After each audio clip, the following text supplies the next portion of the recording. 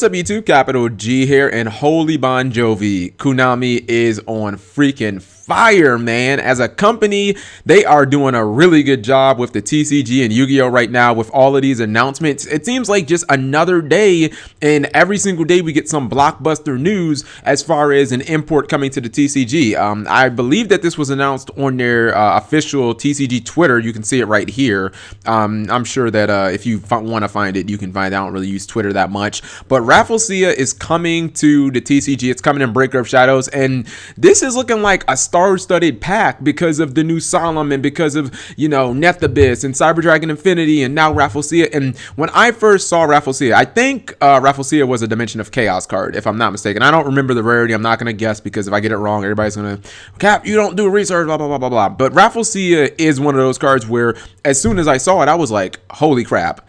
This card is not generic and it's ridiculously powerful. Like, and you started seeing it be splashed into pretty much every single deck because it can just tutor a trap hole card. And I mean, how easy is it to just throw in a bottomless trap hole? Like, you know, you don't have to run a serious trap lineup to run a Vanities, a Torrential, a Bottomless, and a Solemn Warning. You know what I mean? Like, even if you're running 4 minimum traps, like, chances are bottomless trap hole is going to be in that mix. And bottomless is at 3 in the OCG, so the card's even better. But in the TCG, even when the bottomless at 1, the card's pretty powerful. The defense is crazy. I don't remember it off the top. It's like 26 or something like that. And she's like unaffected by traps. I think if she has materials. Look, you can look up Rafflesia. You can look up my review of Rafflesia, or not my review, but my thoughts on it. The card is going to be powerful. It's going to be played in the TCG because honestly, it's looking like Breaker of Shadows is going to be more like it's going to move us towards a meta where like rank 4s are going to take over the game again. Maybe Mermill and Abyss might have to,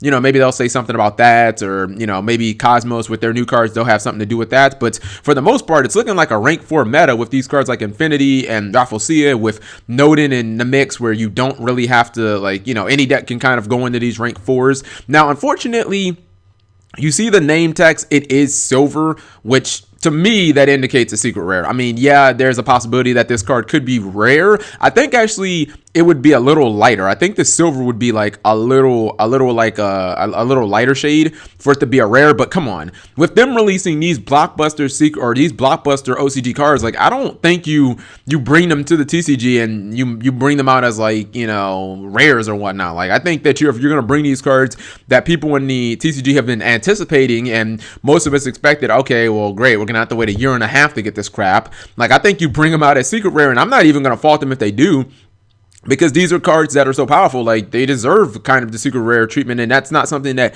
I generally say. It's just, if you're going to keep secret rares in the game, which I don't really agree with, then at least, you know, give them to the cards that deserve it. Like, don't have crappy secret rares. Like, have, you know, the good cards that are deserving. I mean, me, if it was up to me, I'd just get rid of secret rares and I'd make Rafflesia like an Ultra or something like that, but then I guess they wouldn't have space for the anime cards and shit like that for the archetypes to make them Ultra. So, Breaker of Shadows is...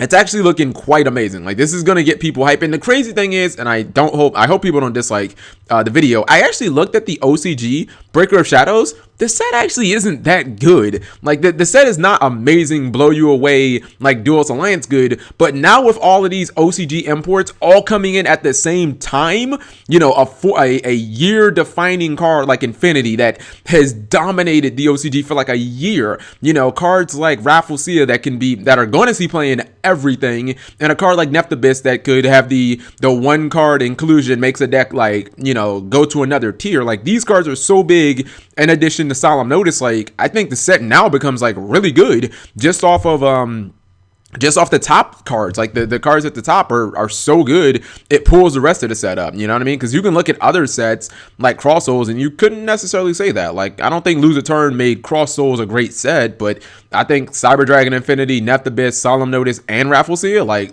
that makes a good set. Those are cards that are gonna see play everywhere. So let me know what you guys think.